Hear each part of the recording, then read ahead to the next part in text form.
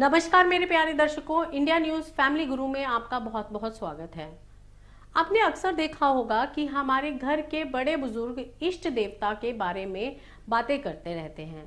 यहाँ तक कि बहुत सारे लोग तो इस कंफ्यूजन में रहते हैं कि उनके इष्ट देवता कौन है।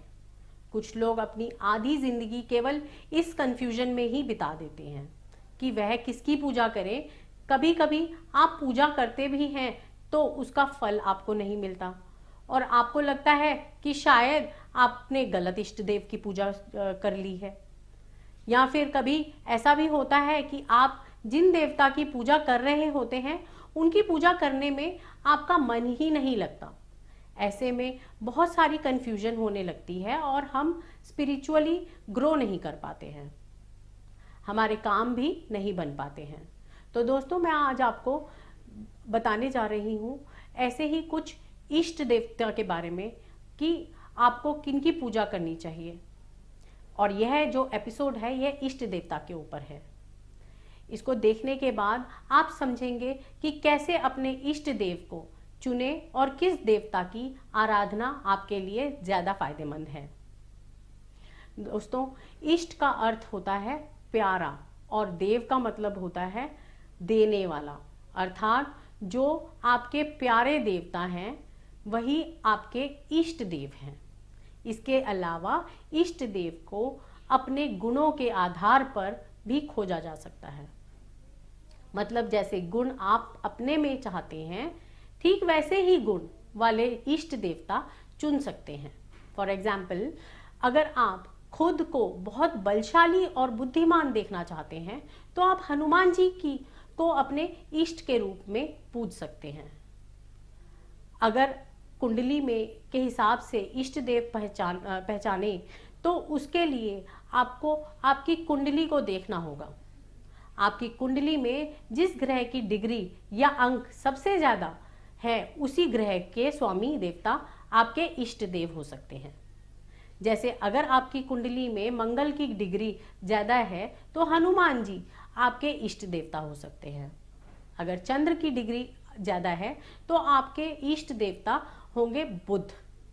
अगर बुध की ज़्यादा है तो गणेश जी या फिर दुर्गा। शनि की डिग्री अगर ज़्यादा है तो हनुमान जी। सूर्य की डिग्री ज़्यादा है तो विष्णु जी। शुक्र की डिग्री अगर आपकी कुंडली में ज़्यादा है तो भगवती दुर्गा। अगर राहु की डिग्री अगर आपकी कुंडली में ज़्यादा है तो सरस्वती। अगर केतु की डिग्री ज़्यादा है तो मत्स्य और विष्णु भगवान की पूजा आप कर सकते हैं और उन्हीं को अपने इष्ट मान सकते हैं। आप अपनी कुंडली के हिसाब से तो अपने इष्ट देव को चुन सकते हैं।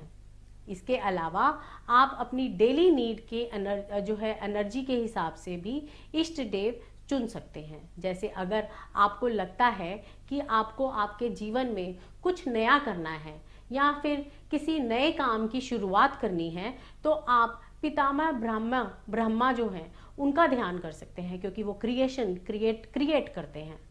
मेडिटेशन करें।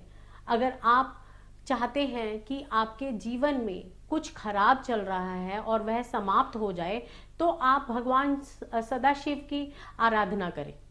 अगर आप चाहते हैं कि आपके जीवन में जो अभी खुशहाली है वह हमेशा बनी रहे तो आप भगवान विष्णु या फिर किसी भी विष्णु के अवतार की आराधना करें। दोस्तों, इसके अलावा अगर आपको दोस्तों से सहायता ना मिल रही हो और लगता हो कि आपको जो है अपने दोस्तों से पूरा सपोर्ट चाहिए तो आप हनुमान जी की आराधना करें। हनुमान जी की आराधना में इतनी ताकत है कि वह आपकी सभी कामों को बनाने में शक्ति जो है प्रदान करते हैं। अगर आपको हर समय चिंता रहती है, डिप्रेशन एंजाइटी बना रहता है तो आप माँ दुर्गा की आराधना कर सकते हैं। इसके अलावा अगर आपको लगता है कि आप बहुत ज़्यादा नेगेटिविटी से घिरे हुए हैं, आप भगवान काल भैरव की आराधना करें। इससे आपकी नेगेटिविटी दूर हो सकती है। यह सभी आराधना जो हैं आपको शुभ फल प्रदान करेंगी।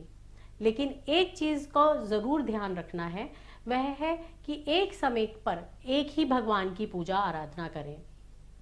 पूरे सच्चे दिल से करें, इससे वह देवता आपसे प्रसन्न होंगे, और क्योंकि हम हर रूप में खुद ईश्वर ही विद्यमान है, इसलिए आपके सभी काम बनने शुरू हो जाएंगे। बस आप अपने काम को पूरी डेडिकेशन के साथ करें। भगवान कृष्ण भी गीता में कहते हैं कि कर्म ही सबसे बड़ी पूजा है। तो आप ईश्वर की आराधना के साथ साथ अपना कर्म भी जरूर करें। इससे आपको हर मनचाहा फल मिलना शुरू हो जाएगा। मैं उम्मीद करती हूँ कि अब आप इष्ट देव को लेकर बिल्कुल भी कंफ्यूज नहीं होंगे और अब आपके काम बनने शुरू हो जाएंगे। एक बार फिर मिलेंगे कुछ इसी तरह की इंटरेस्टिंग जानकारियों के साथ। तब तक के लिए लेती हूँ आपसे मैं विदा। धन्यवाद।